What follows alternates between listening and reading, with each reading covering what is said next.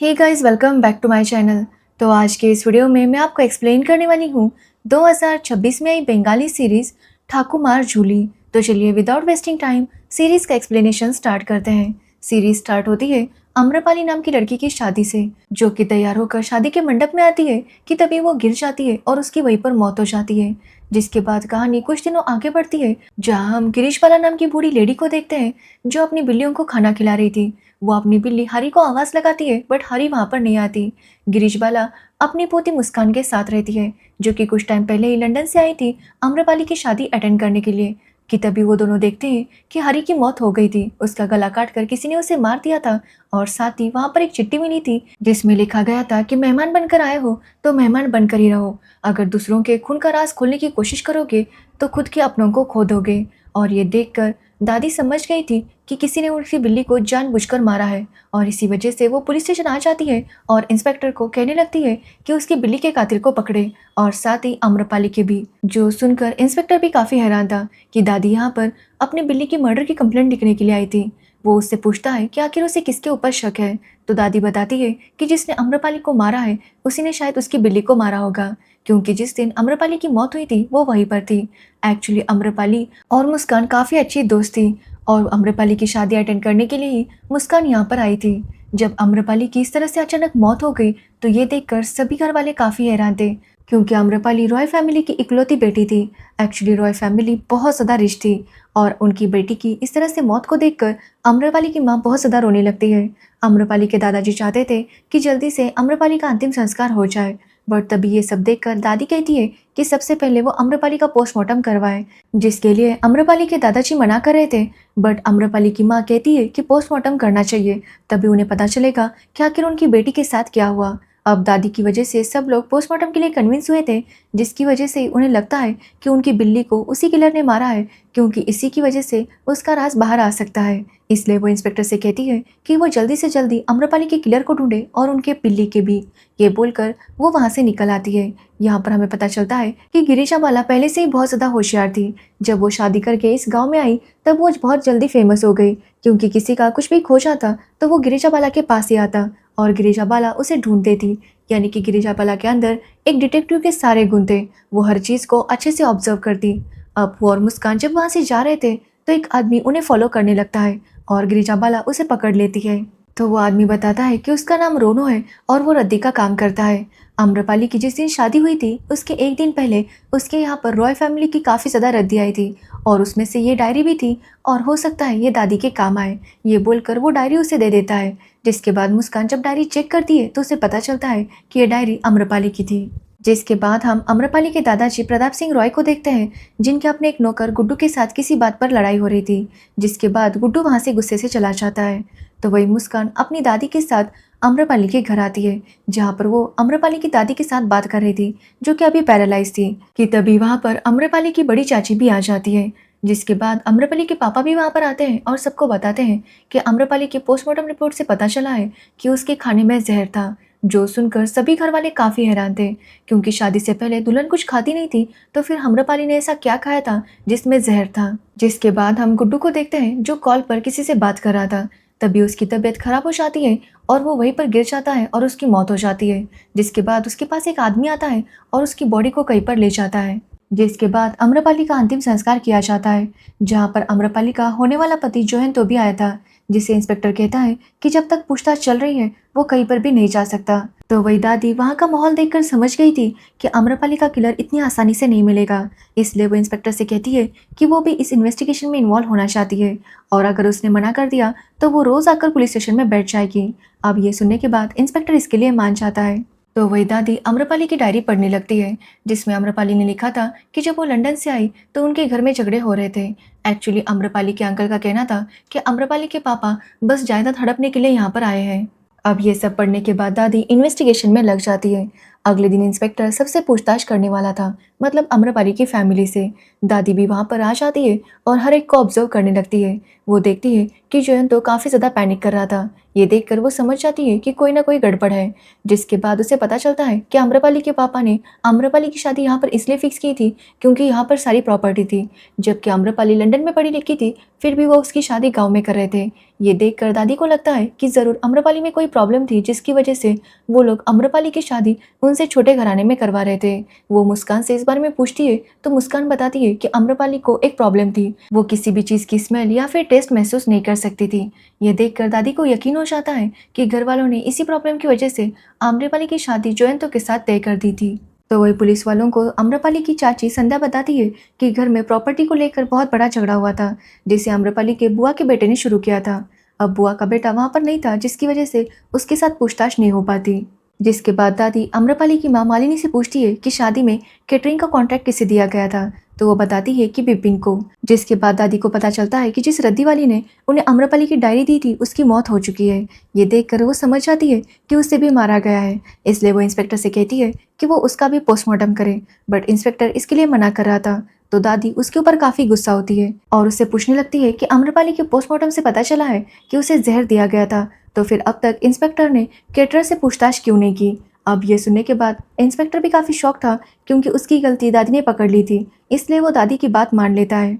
जिसके बाद दादी उस रद्दी की दुकान पर जाती है ताकि वो पता कर सके कि आखिर रोनो की मौत कैसे हुई थी। तो रोनो के दोस्त बताते हैं कि सुबह तक वो बिल्कुल ठीक था, अचानक से चाय पीने के बाद उसकी मौत हो गई। जो सुनने पर दादी को थोड़ा सा डाउट होता है। तभी वो देखती है कि वहाँ पर रॉय फैमिली की एक फाइल रखी थी, जिसपे एक पेपर पर गीता का एक श्लोक लिखा था। अब ये बात दादी को काफी अजीब लगती है कि एक डॉक्यूमेंट की फाइल में गीता का श्लोक कोई क्यों लिखेगा।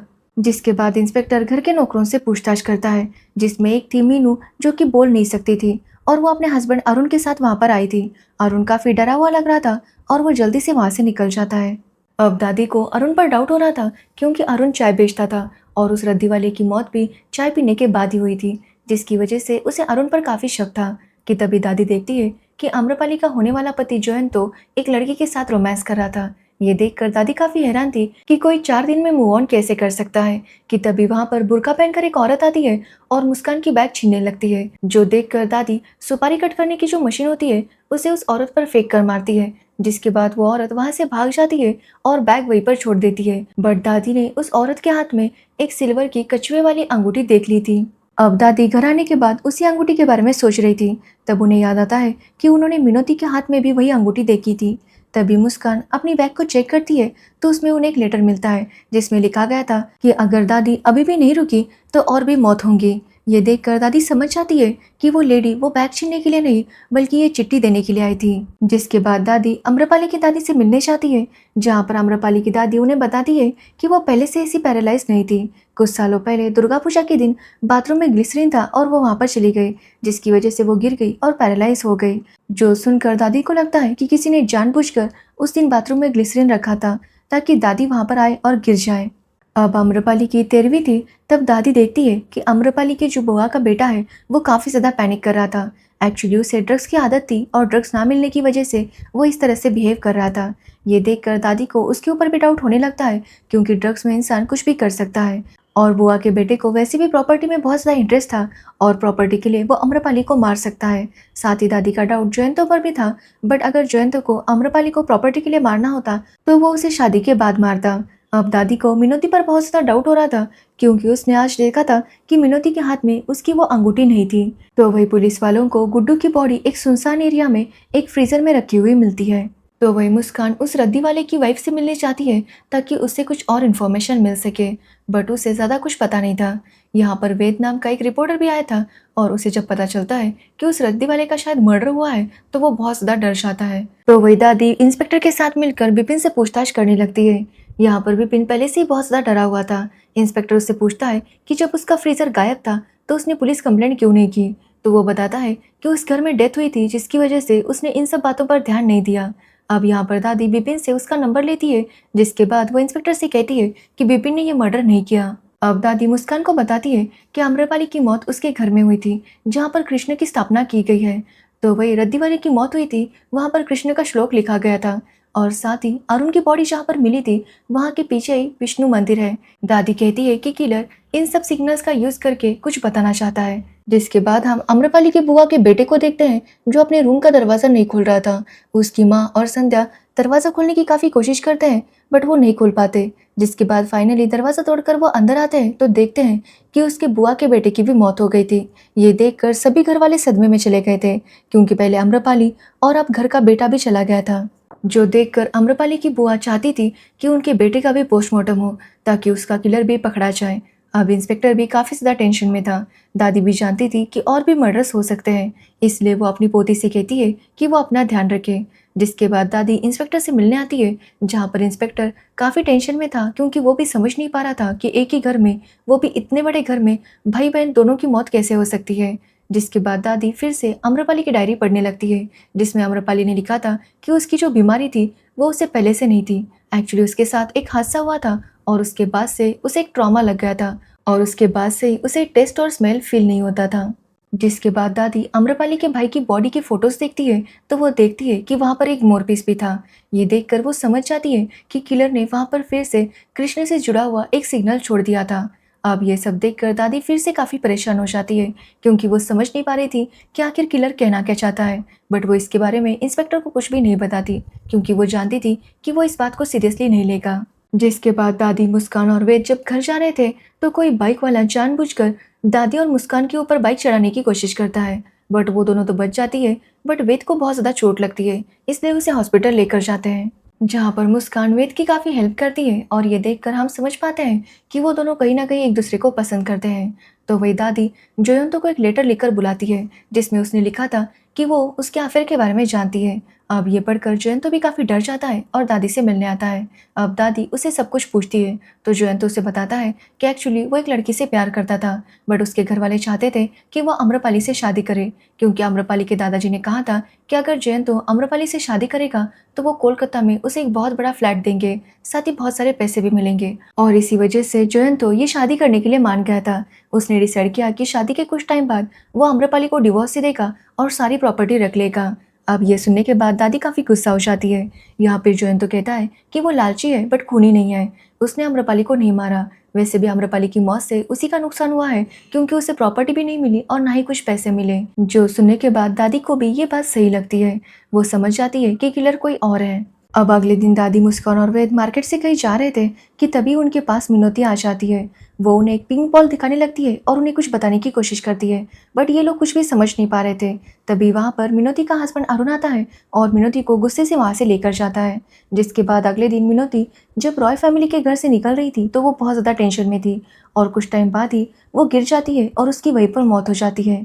जहाँ दादी को पता चलता है कि मिनोती के बैग में वही पिंक बॉल और एक बांसुरी मिली है, यानी कि फिर से कृष्ण से रिलेटेड सिग्नल था। जिसके बाद दादी को पता चलता है कि मिनोती की बॉडी में भी वही जहर मिला है जो कि अम्रपाली की बॉडी में मिला था। साथ ही उन्हें उस रद्दी वाले की वाइफ भी यही बताती है कि उस रद्दी वाले को चाय अरुण ने ही दी थी और उसकी बॉडी में भी सेम जहर मिला था, जिसकी वजह से दादी को अरुण के ऊपर डाउट होने लगता है। तो वही हम अरुण को देखते हैं जो प्रताप रॉय से मिलने चाहता है। प्रताप रॉय उसे कुछ पैसे देने लगता है और कहता है कि मिनोती उसकी फैमिली जैसी थी। तभी वहाँ पर अम्रपाली की बुआ आती है और अपने पापा से कहने लगती है कि पैसे देकर और वो कितने लोगों का मुंह बंद करेगा, वो लोग सभी के सभी खूनी हैं। जो सुनकर अरुण को काफ़ी गुस्सा आता है बट वो पैसे लेकर वहाँ से चला जाता है। तो वह दादी को पता करना था कि जिस जहर से सबको मारा जा रहा है वो कहाँ से मिलता है और उसे पता चलता है कि गांव के बाहर एक लेडी है जिसके पास ये जहर मिला करता था। जिसके बाद हम अरुण को देखते हैं जो कॉल पर किसी के साथ लड़ रहा था। तभी उसकी बेटी उसके लिए एक सब्जी बनाकर लेकर आती है। अरुण जब उस सब्जी को खाता है तो कुछ ही टाइम बाद उसकी तबीयत खराब हो जाती है और उसकी वहीं पर मौत हो जाती है। कि तभी दादी भी पुलिस वालों के साथ वहाँ पर आती है क्योंकि वो अरुण को पकड़ने के लिए वहाँ पर आई थी। बट जैसे वो लोग वहाँ पर आते हैं तो देखते हैं कि अरुण की मौत हो चुकी थी और उसकी बेटी वहीं पर बैठी थी। अब दादी उसकी बेटी को अपने साथ लेकर वहाँ से निकलने लगती है कि तभी वो वहाँ पर वही पत्ता देखती है जिससे वो जहर बनाया जाता था। जिसके बाद दादी उस लेडी से मिलने जाती है जिसके पास ये पत्ता मिला करता था और वो लेडी दादी को बहुत सारी इन्फॉर्मेशन दे देती है। जिसके बाद घर आने के बाद दादी मुस्कान को बड़ी बहू संध्या से मिलने के लिए भेजती है, जहाँ पर संध्या काफ़ी ज़्यादा अपसेट थी क्योंकि उनके घर के इतने सारे लोगों की मौत हो गई थी। संध्या कहती है कि उनके घर को किसी की नज़र लग चुकी है, तभी तो उनके घर के बच्चे इस तरह से मारे गए। ये बोलकर वो मुस्कान को खीर देती है और कहती है कि ये खीर बहुत ज़्यादा कम है। एक्चुअली उनके घर में रिवाज के मुताबिक हमेशा खीर बनती थी और उसने आज भी खीर बनाई थी, बट वो बहुत ज़्यादा कम थी। इसलिए वो मुस्कान से कहती है कि वो अपने दादी को ये खीर दे, मुस्कान इसे ना खाए। जो सुनने के बाद मुस्कान भी इसके लिए मान जाती है और घर आकर दादी को बताती है कि संध्या कितनी दुखी है। साथ ही वो दादी से कहती है कि संध्या ने उनके लिए खीर भेजी है। अब ये सुनने के बाद दादी कहती है कि उन्हें संध्या पर डाउट है। अब ये सुनकर मुस्कान काफ़ी गुस्सा हो जाती है कि वो संध्या पर डाउट कैसे ले सकती है, जबकि संध्या तो सबका भला सोचती है और अपनी फैमिली के इतना सब कुछ करती है। वो दादी से कहती है कि दादी हमेशा बहुत ज़्यादा ओवर थिंक करती है और शायद इसी वजह से मुस्कान की माँ उसे पसंद नहीं करती। अब ये सुनने के बाद दादी को काफ़ी बुरा लगता है, बट वो खीर बिल्कुल भी नहीं खाती। जिसके बाद वो मुस्कान से कहती है कि इंस्पेक्टर को कॉल करके बताए कि सारी रॉय फैमिली को कल वो इकट्ठा करे, क्योंकि वो वहाँ पर बता देगी कि किलर कौन है। जिसके बाद अगले दिन रॉय फैमिली इकट्ठा हो जाती है, जहाँ पर दादी सबको बताती है कि एक्चुअली आम्रपाली की मौत से ये सिलसिला शुरू नहीं हुआ था। वो बताती है कि दुर्गा पूजा के वक्त आम्रपाली की दादी बाथरूम में फिसलकर गिर गई थी, क्योंकि वहाँ पर ग्लिसरीन था, जो कि किसी और ने नहीं बल्कि संध्या ने रखा था। अब ये सुनकर संध्या काफ़ी हैरान थी और उसके साथ साथ बाकी घर वाले भी काफ़ी हैरान थे। यहाँ पर हमें पता चलता है कि किलर कोई और नहीं बल्कि संध्या है। संध्या ने एक एक करके सबको मारना शुरू कर दिया था। अब संध्या ने ऐसा क्यों किया था, इसके बारे में हमें बताया जाता है। एक्चुअली काफ़ी सालों पहले संध्या की एक बेटी थी, जो कि आम्रपाली से थोड़ी सी बड़ी थी। एक दिन उसकी बेटी और आम्रपाली खेल रहे थे, तभी वहाँ पर आम्रपाली की माँ कार चलाना सीख रही थी। उनके साथ कार में कोई भी नहीं था, जिसकी वजह से कार आउट ऑफ कंट्रोल हो गई और उन्होंने जाकर संध्या की बेटी को मार दिया, जिसकी वजह से संध्या पूरी तरह से टूट गई। अपनी बेटी की ये हालत संध्या से देखी नहीं जा रही थी। संध्या चाहती थी कि उसकी बेटी के कातिल को सजा हो, बट यहाँ पर उसके ससुर ने कहा कि अगर ये बात बाहर चली गई तो उनकी बहुत ज़्यादा बदनामी होगी, साथ ही आम्रपाली की माँ को जेल हो जाएगी। इसलिए उन्होंने कहा कि ये बात सबसे छुपाएंगे। इसलिए उन्होंने तुरंत आम्रपाली की फैमिली को यहाँ से निकलकर फॉरेन सेटल होने के लिए कहा, ताकि पुलिस को कुछ भी पता ना चले। जिसके बाद उन्होंने संध्या से कहा कि संध्या भी इसके बारे में किसी को भी ना बताए, और उन्होंने संध्या की बेटी का अंतिम संस्कार कर दिया। बट संध्या की हालत रो रो कर बुरी हो गई थी। वो अपनी बेटी को इस तरह से कैसे भूल सकती थी। तभी संध्या की सास उसके पास आई और संध्या से कहा कि आम्रपाली का बर्थडे है और इसलिए घर के रिवाज के मुताबिक उसे आज खीर बनानी होगी। इसलिए वो संध्या से कहती है कि ये सब कुछ तो होता रहता है, वो जाकर खीर बनाए। और ये सुनकर संध्या काफ़ी हैरान हो गई। मतलब अभी अभी उसकी बेटी की मौत हुई थी और घर वाले उसे खीर बनाने के लिए कह रहे थे। जिसके बाद संध्या जाकर गुस्से में खीर बनाने लगी, बट तब उसने ठान लिया था कि वो अपनी बेटी की मौत का बदला लेकर रहेगी। वो इतने सालों से फैमिली में सबके साथ खुशी खुशी रहने लगी, ताकि वक्त आने पर वो सबसे बदला ले सके। और जब आम्रपाली की शादी तय हो गई तो उसने अपनी सास को इस तरह से गिराया कि वो पैरालाइज हो गई। जिसके बाद आम्रपाली की शादी से पहले उसी ने आम्रपाली को एक जूस दिया था, जिसमें उसने जहर मिलाया था। आम्रपाली से उसने कहा कि वो इसके बारे में किसी को भी ना बताए, क्योंकि शादी से पहले दुल्हन कुछ भी नहीं खाती। इसलिए उसने आम्रपाली को छुप कर जूस पिलाया था, जिसकी वजह से किसी को भी पता नहीं चला और आम्रपाली की मौत हो गई। बट गुड्डू को संध्या पर डाउट हो गया था, क्योंकि उसने संध्या को उस जड़ी बूटी वाली औरत के पास जाते हुए देख लिया था। तब संध्या ने उसे सूप दिया जिसमें उसने जहर मिलाया था, और गुड्डू ने जैसे ही सूप पिया उसकी भी मौत हो गई। तो वही आम्रपाली के भाई को भी संध्या पर डाउट हो गया था और वो संध्या को पैसों के लिए ब्लैकमेल करने लगा था। इसलिए संध्या ने उसके सिगरेट में वही जहर डाल दिया, जिससे उसकी मौत हो गई। अब संध्या मिनोती को उस औरत के पास वो जहर लाने के लिए भेजती थी, जिसकी वजह से मिनोती भी उसका सच जान चुकी थी। और इसी वजह से संध्या ने बुआ के हाथों उसे एक फिश खिलवाया जिसमें जहर था, और इसी वजह से मिनोती की मौत हो गई। अब मिनोती की मौत के बाद अरुण चुप नहीं बैठेगा, ये संध्या अच्छे से जानती थी, क्योंकि अरुण ने अब तक उसकी मदद की थी। इसलिए उसने अरुण की बेटी से कहा कि अगर वो ये पाउडर अरुण की सब्जी में मिला देगी तो उसकी सब्जी और ज़्यादा अच्छी बनेगी और अरुण को ये बहुत ज़्यादा पसंद आएगा। साथ ही उसने अरुण की बेटी से कहा कि ये बहुत ज़्यादा तीखी होती है, इसलिए बच्चों को इसे नहीं खाना चाहिए, इसलिए वो बस इसे अपने पापा को ही खिलाए। और इस तरह से अरुण की बेटी ने अरुण को सब्जी खिलाई, जिसकी वजह से उसकी मौत हो गई। अब संध्या का सच जानकर सभी घर वाले काफी हैरान थे। आम्रपाली की माँ संध्या से कहती है कि उसने जानबूझकर संध्या की बेटी को नहीं मारा था, जिस पर संध्या कहती है कि जिस तरह से आम्रपाली की माँ ड्राइविंग सीख रही थी, वो जानबूझकर ही मारना होता है। बिना किसी की मदद लिए वो ऐसे ही कार चला रही थी, जिसकी वजह से उसकी बेटी मारी गई और इसके बदले में उसे कुछ भी सजा भी नहीं हुई। संध्या कहती है कि उसने जो कुछ भी किया वो भगवान का संदेशा था कि उसे अपनी बेटी की मौत का बदला लेना होगा, और इसी वजह से उसने भगवान से रिलेटेड एक एक सिंबल हर एक बॉडी के पास रखा था। संध्या कहती है कि अब इन्हें पता चलेगा कि अपनी औलाद को खोने का दर्द क्या होता है, जिसके बाद पुलिस वाले संध्या को अरेस्ट करके ले जा रहे थे। तब संध्या अपनी सास से कहती है कि आज भी उसने अपना बहू होने का फर्ज निभाया है। उसने आज खीर बनाई है तो वो जरूर खीर को खा ले और चिंता ना करे, उस खीर में जहर नहीं है। ये बोलकर संध्या वहां से चली जाती है। अब दादी ने ये केस सॉल्व किया था, जिसकी वजह से मुस्कान बहुत ज़्यादा खुश थी और वो डिसाइड करती है कि वो दादी के साथ ही रहेगी, जिससे दादी खुश होती है। बट साथ ही उन्हें अपनी बिल्ली की मौत का काफ़ी अफसोस था और इसी के साथ ये सीरीज़ एंड हो जाती है। तो ये थी ठाकुमार झूली सीरीज़ की स्टोरी। अगर आपको इस सीरीज़ की स्टोरी और मेरा एक्सप्लेनेशन पसंद आया हो तो वीडियो को लाइक, कमेंट, शेयर ज़रूर करना और मेरे चैनल को सब्सक्राइब करना बिल्कुल मत भूलना। Thanks for watching video.